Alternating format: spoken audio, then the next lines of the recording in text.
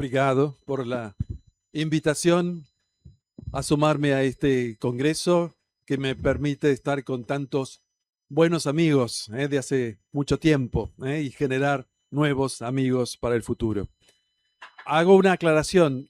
Las diapositivas van a estar en español y luego la siguiente es la traducción a portugués.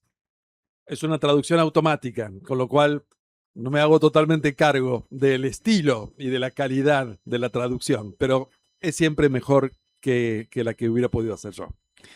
Bien, vamos a hablar entonces de redes intelectuales. Y vamos a comenzar con esto que de alguna forma tiene que ver con lo que se venía hablando, discutiendo en las exposiciones anteriores. A Ortega le interesa mucho el intercambio, ¿sí? Esto que decíamos antes de la docencia orteguiana. Y las redes son justamente el mecanismo, el recurso de coparticipación de varios en asuntos comunes. En eso consiste la red. Y para nosotros, esta es la versión en español, aquí entonces en portugués. Las redes están asociadas usualmente en un ambiente académico a instituciones educativas, fundamentalmente universidades. Y en el caso de Ortega va a suceder algo similar. Es decir, él también vamos a ver cómo aprovecha su vínculo universitario para generar una red. Y las redes pueden ser activas o pasivas. Y en el caso de Ortega tendremos de las dos. Ahora, es importante destacar que para evaluar una red intelectual, hoy no solamente echamos mano de artículos, de libros, sino también aparecen las cartas, las epístolas, las colaboraciones en obras colectivas. Todo eso lo vamos a encontrar también en el caso de Ortega. ¿Cuáles serían los puntos que nos interesan para evaluar una red intelectual? Sin duda, lo que podríamos llamar el contacto cara a cara, los contactos presenciales, la correspondencia epistolar, las cartas que se intercambian, el hecho de participar en instituciones que puedan albergar a personas entonces diferentes y que a partir de su trabajo conjunto, forman esta vinculación. Citas recíprocas y, por supuesto, el envío de trabajos, de libros, intercambio, entonces, que no es solamente de cartas, sino de material intelectual. ¿Cuáles serían, podríamos decir, los nodos o los núcleos de Ortega en la Argentina? Le habíamos dicho, fundamentalmente con la universidad.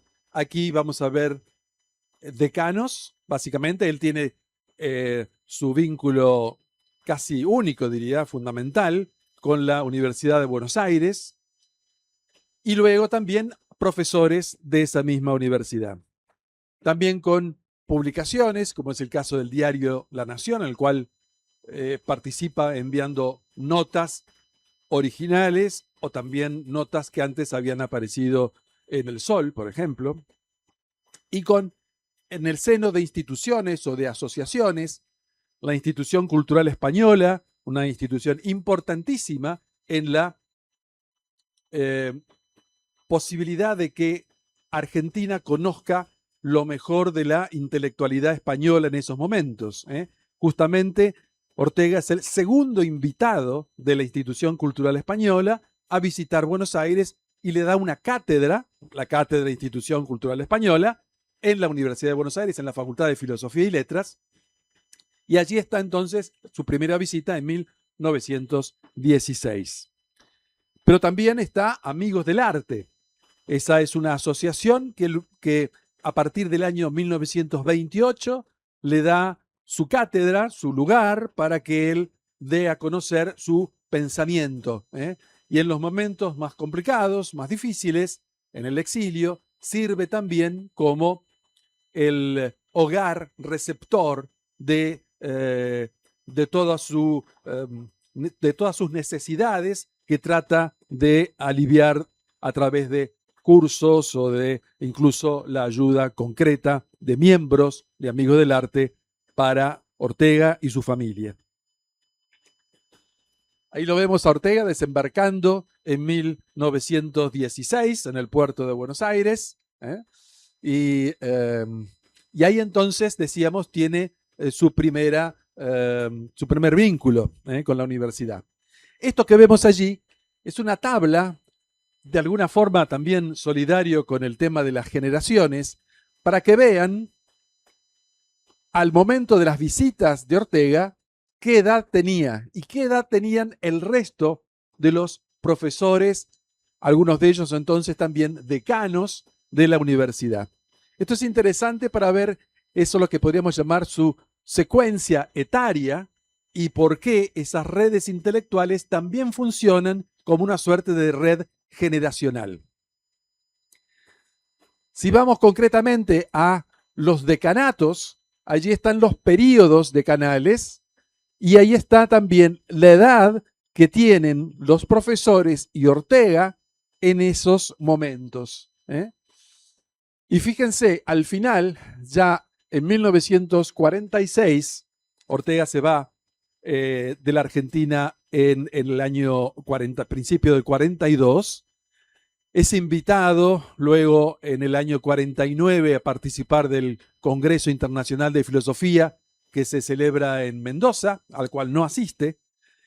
¿Pero por qué? ¿Qué es lo que pasa con la famosa crisis del exilio en Argentina de Ortega? ¿Por qué se ve tan, de alguna manera, resentido su participación en la universidad? Porque fíjense que prácticamente todos aquellos que habían tenido su lugar muy importante en la universidad o ya no están o han fallecido, con lo cual él se encuentra desprovisto de los contactos necesarios para aprovechar ese tercer viaje de una manera mucho más integral. Pero decíamos, un elemento fundamental en la construcción de una red es la correspondencia epistolar. ¿Cuáles son los epistolarios que hemos logrado publicar en la revista de estudios orteguianos? El epistolario con Coriolano Alberini, con Francisco Romero y con Máximo Echecopar. De esta lista vamos a tomar como ejemplo el caso de Coriolano Alberini, que es un filósofo que nace en Italia, pero viene muy pequeño a la Argentina y ser doctora en la Universidad de Buenos Aires y trabaja allí y en La Plata, que es la capital de la provincia de Buenos Aires. Y todo esto sucede en el tiempo de lo que se denominó la Reforma Universitaria, que es del año 1918.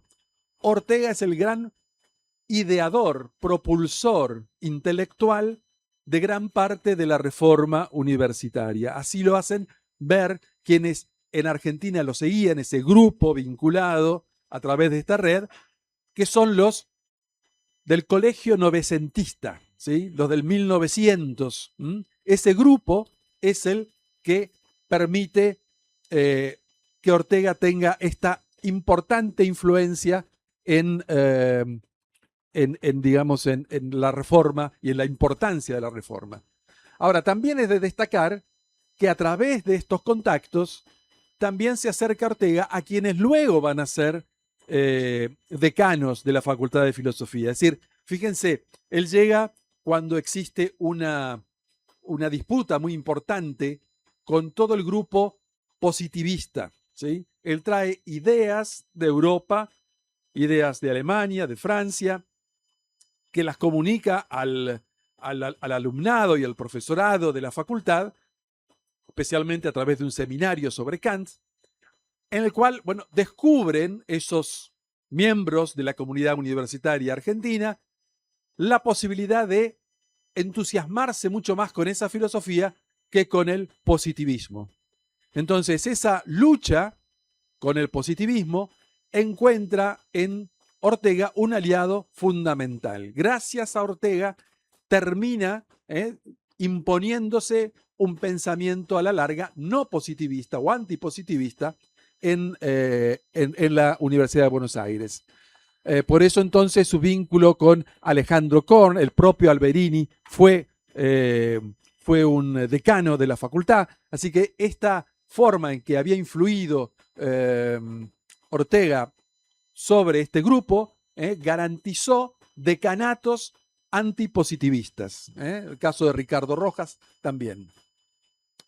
Y para ver un poco en el terreno de lo concreto cómo se daban estos intercambios epistolares, bueno, fíjense, con Coriolano Alberini, la duración de los intercambios es de 32 años. Es decir, que fíjense, mantiene ese contacto durante 32 años y, como decíamos, no lo puede completar con una deseada visita de Ortega en el 49. Ya Ortega no quiere volver a la Argentina por varias razones, pero bueno, lo cierto es que prácticamente hasta el año 48 Alberini estaba tratando de que Ortega volviera a la Argentina. ¿Quiénes son los otros con los cuales tiene contacto? Bueno, ahí tenemos a Alejandro Korn, un profesor que inicialmente se graduó como médico, luego dejó la medicina y se dedicó a la filosofía. También fue decano, tanto, digamos, en la Universidad de Buenos Aires y también fue profesor en la Universidad de La Plata. Es decir, las dos principales motores filosóficos de Argentina en esos momentos. Luis Juan Guerrero también es un importante profesor. Fíjense que al momento en que Ortega hace su segunda visita, ya había un ambiente filosófico muy importante en Buenos Aires, al punto que justamente este profesor volvía de Alemania y dictaba en el 28 un curso sobre Dilthey, Hartmann y Heidegger. De tal manera que el nivel de la filosofía, fíjense, del 16, primera visita de Ortega, da a conocer prácticamente a Kant, hasta el 28, que ya hay entonces filósofos argentinos que han pasado por las aulas de Alemania y ya traen el pensamiento alemán actualizado a Buenos Aires.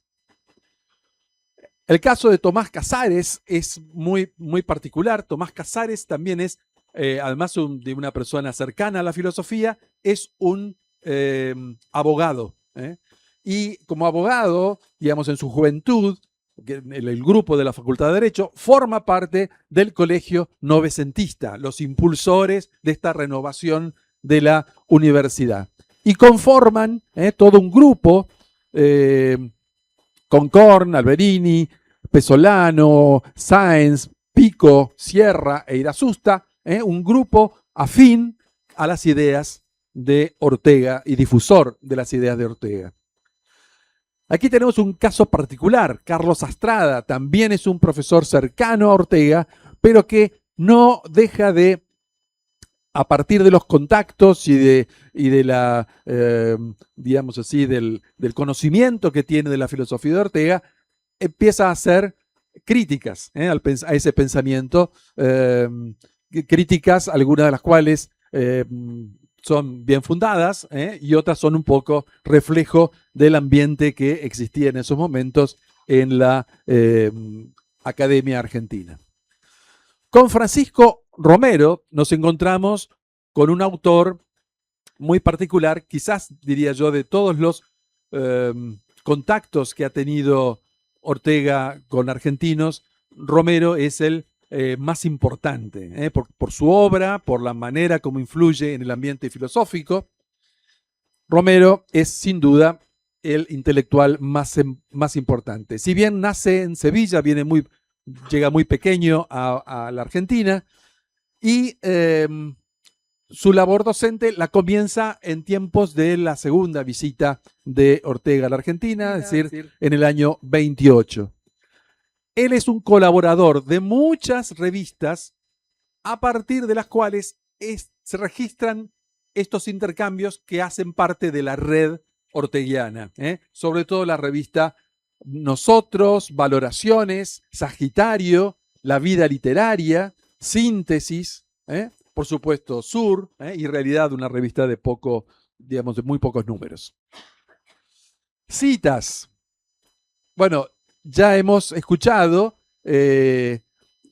Ortega dice, refiriéndose justamente a Romero, dice, en su obra Guillermo Dilthey y la idea de la vida, señala, ¿no, Ortega? Al corregir estas pruebas, veo el anuncio de un ciclo de 3 lecciones sobre Dilthey que habrá dado a estas horas don Francisco Romero en la Facultad de Filosofía y Letras de Buenos Aires. Tal curso habrá sido la primera contribución hispánica, y ahí resalta que el autor nació en España, al estudio de Dilthey, y es seguro que además será muy estimable trabajo dada la serenidad y cuidadosa información de este excelente profesor. Es decir, lo incorpora a un texto suyo, Ortega, esta mención de Dilthey, lo cual señala el respeto que tenía por este autor. Máximo Echecopar es un abogado también, diplomático argentino, llega a manejar muchos temas vinculados con las publicaciones de Ortega, y lo menciona en el curso de La Razón Histórica que da en 1940 en la ciudad de Buenos Aires. Para que tengan una idea, si ustedes ven el recorrido de las actas del Consejo Superior de la Universidad, allí hacen la consigna de los costos, ¿sí?, de cada uno de los cursos y del número de asistentes. En esa larga lista, lo hacen por año, aparecían diferentes profesores y científicos. Al lado, entonces, la cantidad de asistentes. Entonces aparecía Pérez, 128, González, 99, Rodríguez, 240. Cuando llegaba a Ortega eran 800. Es decir, esto es simplemente para que vean, digamos, que lo que significaba un curso de Ortega en la Universidad de Buenos Aires. Y ahí menciona que justamente es Máximo Echecopar quien le presta de su biblioteca personal un ejemplar para poder hacer un artículo que publicó en el diario La Nación sobre el Imperio Romano. Ortega se quejaba mucho de que en Buenos Aires no había buenas bibliotecas, grandes bibliotecas. Tenía toda la razón, no había grandes bibliotecas, pero había personas que tenían libros, uno de ellos Máximo Echecopar, y se lo presta. Envíos, intercambio de libros, revistas, periódicos. Fíjense, yo les mencioné recién Valoraciones e Inicial, las dos revistas de estas nuevas generaciones que se acercaron a Ortega para hacer profesión de ese antipositivismo. Ahí fíjense, hay algunos artículos que aparecen en la Nación, El Deber de la Nueva Generación Argentina, Valoraciones, que hace una cita importante sobre España invertebrada, y eso es, digamos, son todas reseñas y todos vínculos que mantiene Ortega, sobre todo con la juventud, que es muy interesante de destacar. Fíjense, referencias a Ortega en Valoraciones, que es una de las revistas. Entonces ahí, ahí tenemos la cita de Valoraciones. Fíjense la aparición de la revista de Occidente, el título Hacia un nuevo humanismo, como una mención del prólogo que hace Ortega a Historia de la Filosofía de Forlander. Un artículo de Eduardo Ripa sobre Ortega Set y la novela. Esto es un tema que fue realmente muy destacado. Y nos encontramos con lo que creo que anteriormente ya se citó, es decir, la llegada del espectador que podía tener mayor número de seguidores y de interesados en Argentina que en la propia España, ¿sí? Por eso decía Ortega que en definitiva en su pensamiento no se ponía el sol, ¿no? Porque tenía estas dos costas para desarrollarlo. Um, bueno, ¿qué pasa con instituciones o congresos, sociedades? Bueno, una de ellas es la revista Sur. Digo la revista, en realidad era un grupo que tenía, al igual que Revista de Occidente, tertulias, es decir, había reuniones, no era solamente la publicación. Tiene Ortega la idea de darle nombre a esta publicación de Victoria Ocampo, dice Sur, y a partir de eso, bueno, él se involucra con muchos escritores de aquella época, yo diría, con diverso éxito, por no decir en algún caso, como el caso de Borges, había entre ellos un pleito bastante importante, un pleito verbal, ¿no? Hasta ahí llegábamos. Muy bien. Fíjense, ¿cuál era el universo literario e intelectual de Sur? Sí, fíjense la cantidad de autores que aparecen en Sur y con los cuales muchos de ellos tiene Ortega vinculación y intercambios. Al final tiene ustedes a Eduardo Mallea, muy importante, fue editor del diario La Nación, pero otros casos como Waldo Frank o Guillermo de Torre, que luego se radica en Buenos Aires. Pero decíamos, tiene un vínculo desigual con Sur porque justamente abandona Sur. Abandona Sur y a partir de julio de 1939 resulta que aparece en una sección de la revista un comentario que le titula El Capricho Español, que era muy despectivo respecto del pensamiento español y en particular con una revista que era la revista Sol y Luna, de un grupo conservador católico. Es así entonces que se reúnen en la casa de Elena Sancinena, a su vez directora de la asociación de... ay, se me fue. Amigos del Arte, se reúnen para evaluar si esa respuesta que había dado la revista Sur merecía ser contestada, y con personas también de Sol y Luna. Uno de ellos era Máximo Checopar. Y justamente la respuesta de Ortega fue déjenme pensar, y al otro día presentó la renuncia al comité de redacción de la revista Sur. Así que la repercusión fue bastante seria. Entonces, decíamos, en cuanto a instituciones y asociaciones, estas dos son las que le dan esa apertura a la sociedad para construir vínculos. Fíjense, la institución cultural española es muy importante, tiene su creador fue Avelino Gutiérrez, español, se traslada muy, muy, muy joven, muy pequeño a la Argentina, allí se recibe de médico e inicia una labor cultural fantástica. Él dona de su propia renta 12.000 pesetas para crear el fondo para la fundación.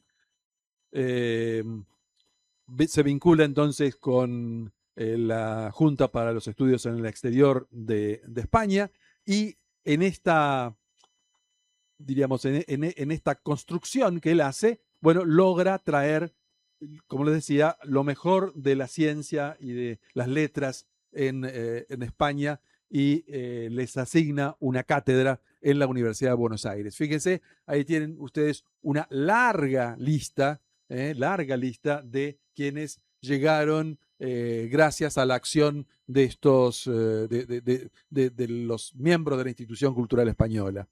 Algunos directamente enviados por Ortega, como es el caso de Luis de Olariaga, un economista que redacta notas muy interesantes en Revista de Occidente a partir de esa visita. Sobran. La Asociación Amigos del Arte es la otra. También en este caso es una plataforma de contacto con el arte. Si bien cuando él habla en Amigos del Arte, no habla de temas de arte. No, sus conferencias van por otro lado. Pero en la lista de los invitados hay otros nombres, decíamos recién, Waldo Frank, Dieu de la Rochelle, Charles-Édouard Generet, que es Le Corbusier, Hermann de Keyserling.